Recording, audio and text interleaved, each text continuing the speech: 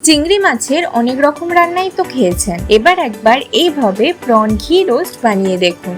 এটা বানানো খুবই সহজ আর খেতে অনেক অনেক টেস্টি আর ফ্লেভারফুল, আর সাথে থাকছে বেশ কিছু টিপস। এটা বানানোর জন্য আমি এখানে নিয়ে নিচ্ছি 200 গ্রাম চিংড়ি মাছ, তাতে দিয়ে দিচ্ছি স্বাদমতো নুন, হাফ টিস্পুন হলুদ গুঁড়ো আর 1 টিস্পুন ভিনেগার।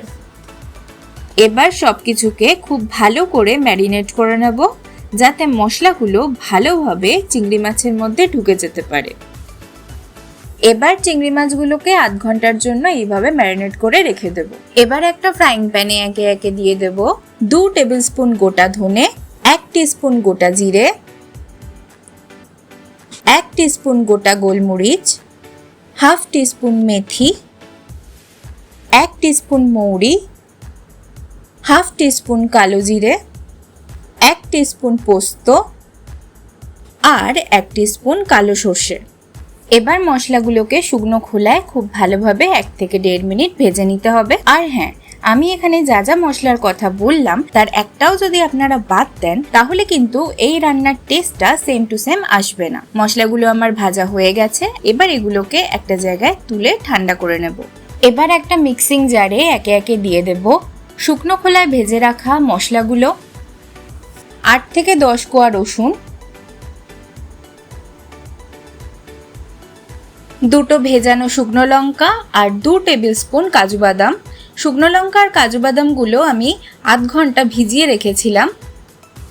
দিয়ে দিচ্ছি 1 tablespoon Kashmiri red chilli powder, দিয়ে দিচ্ছি 2 টিস্পুন চারমগজ। চারমগজটাকেও আমি আধ ঘন্টা ভিজিয়ে রেখেছিলাম। 2 টিস্পুন তেঁতুলের পাল্প আর 1 টিস্পুন আখের গুড়। আপনাদের কাছে আখের গুড় না থাকলে আপনারা চিনিও ইউজ করতে পারেন। এবার এর মধ্যে খুব সামান্য জল দিয়ে এর একটা স্মুথ পেস্ট বানিয়ে নেব। এই দেখুন, সবকিছুর একটা সুন্দর স্মুথ পেস্ট বানিয়ে নিয়েছি। এবার একটা কড়াতে 3 টেবিল স্পুন তেল দিয়ে আগের থেকে ম্যারিনেট করে রাখা চিংড়ি মাছগুলো দিয়ে দিচ্ছি।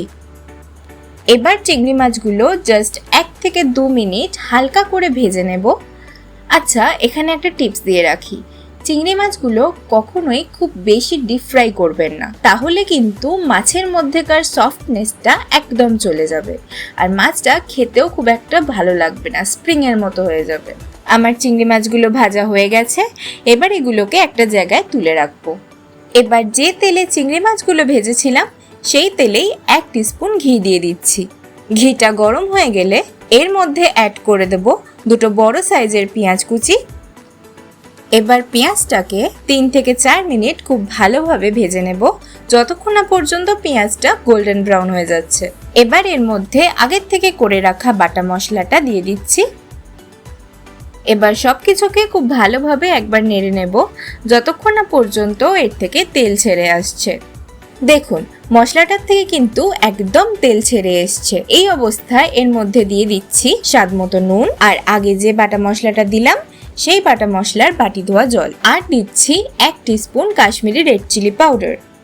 এবার সবকিছুকে একটু নেড়ে নিয়ে এর মধ্যে অ্যাড করে দিচ্ছি আগের থেকে ভেজে রাখা চিংড়ি মাছগুলো। চিংড়ি মাছগুলোকে এই গ্রেভিটার সাথে খুব ভালোভাবে কষিয়ে নেব। আপনারা যত ভালোভাবে কষাবেন এর টেস্ট কিন্তু ততই বাড়তে থাকবে। কি সুন্দর কালার চলে এসছে দেখুন, আর এর থেকে এত সুন্দর গন্ধ বেরোচ্ছে যে কি বলবো আপনাদের। শেষে বেশ কটা কারি পাতা এর মধ্যে দিয়ে দিচ্ছি আর দিচ্ছি অর্ধেকটা গন্ধরাজ লেবুর রস।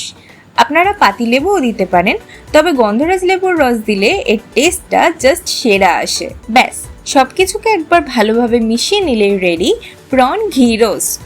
এটা এতটাই ফ্লেভারফুল আর দুর্দান্ত খেতে যে একবার বানালে রোজ রোজ খেতে ইচ্ছে করবে।